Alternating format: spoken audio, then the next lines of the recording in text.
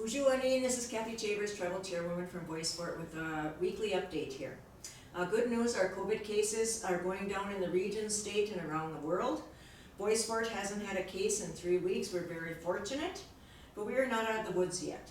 We need to continue social distancing and staying home if you are not feeling well. Please continue to get vaccinated. Vaccines are helping drive the case numbers down. If you are vaccinated, you still need to be careful. If you develop any symptoms, please get tested.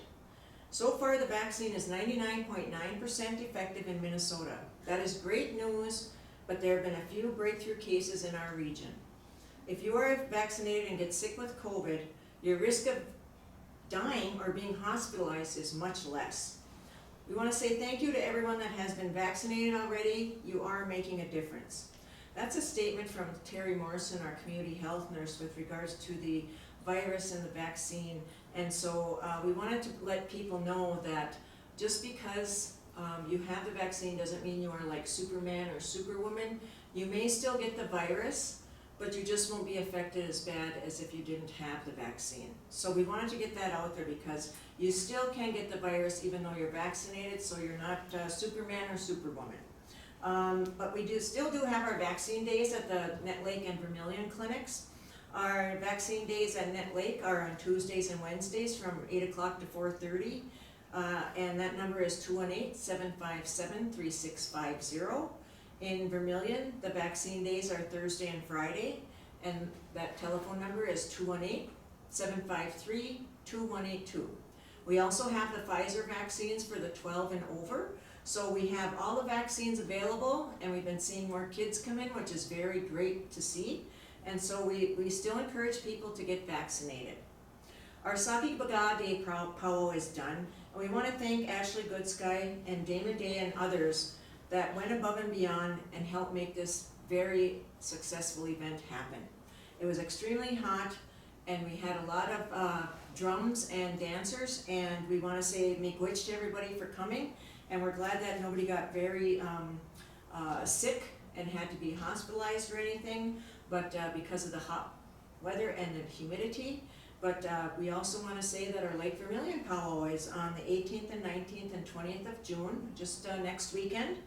And there will be a vaccine clinic also available at the powwow in Vermilion. So if anybody's interested in getting a vaccine at that time, we will have it available.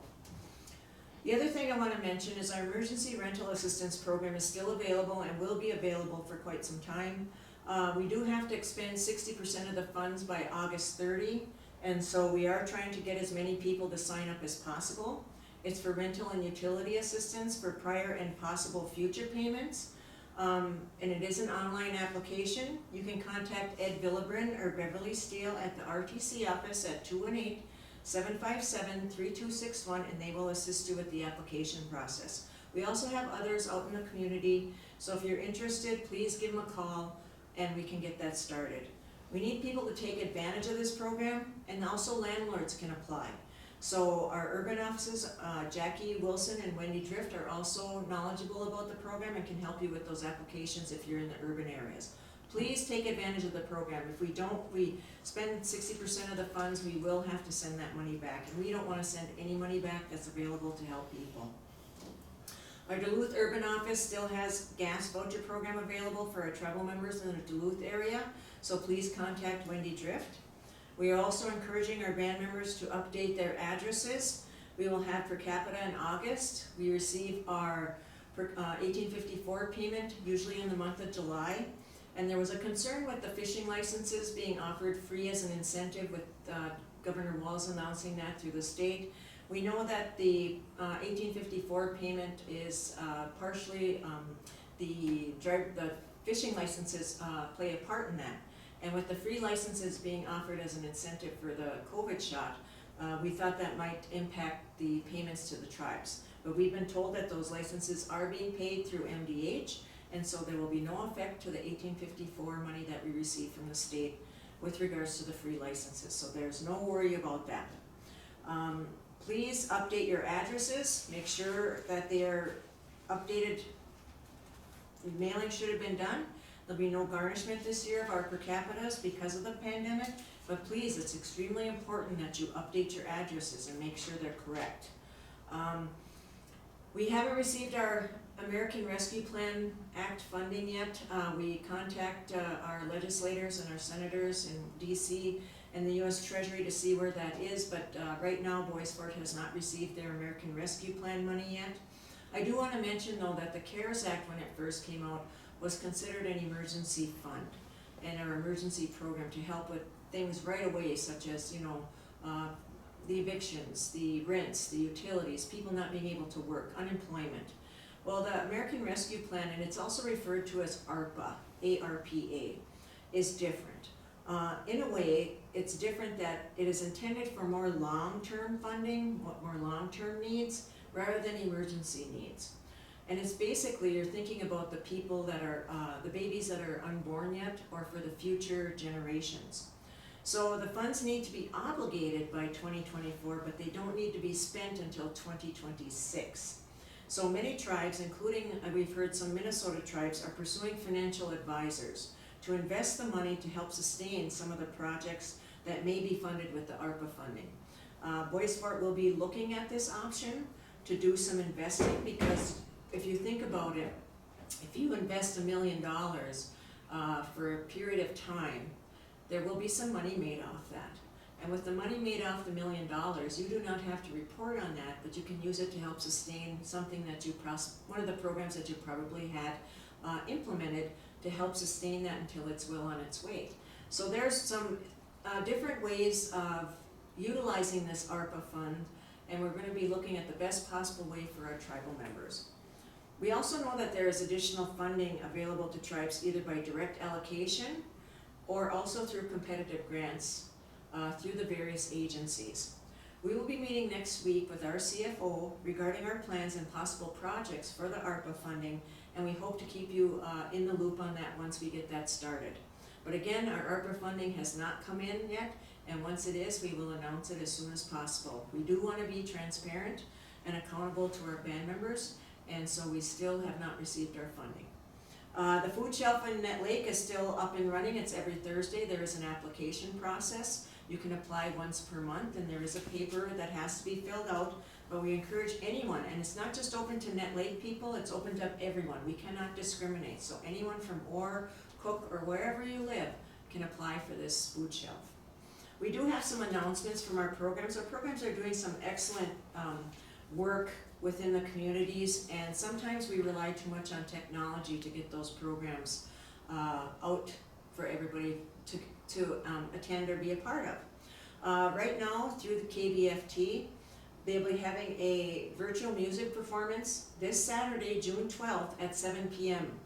And it will be the Minnesota-based hard rock musician Lance King. So if you're in the village, it's KBFT 89.9 FM, and if you like hard rock, young kids, please tune in to KBFT at 7 p.m. on Saturday, June 12th.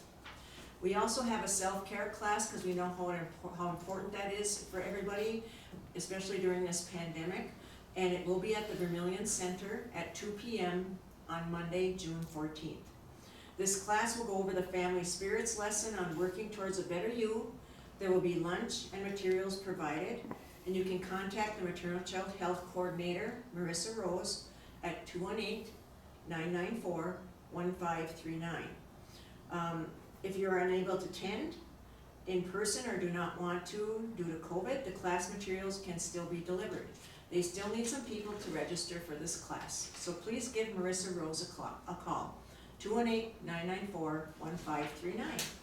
Also, an event sponsored by the 1854 Authority, Bois Forte Conservation, our SHIP program, our MDH program, our Bois Forte Substance Use program, and the Family Spirit program will be having a barbecue and boating safety class June 22nd at the Vermilion Center from 5 to 7, and June 24th at the Net Lake RTC from 5 to 7.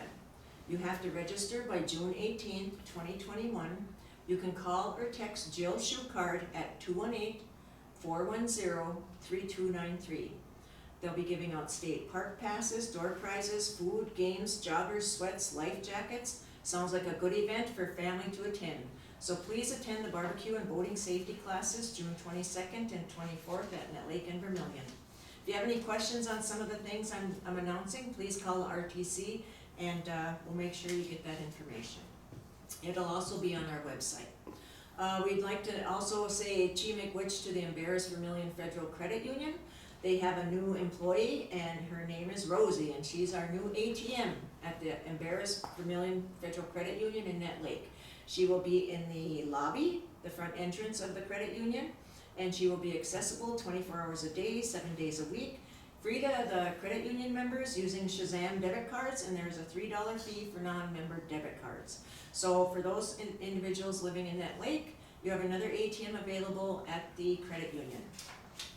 The other last announcement I have is the Fairy Garden class, and this event is for community members. Elders who sign up with a youth 5 years or older will be entered in a door prize.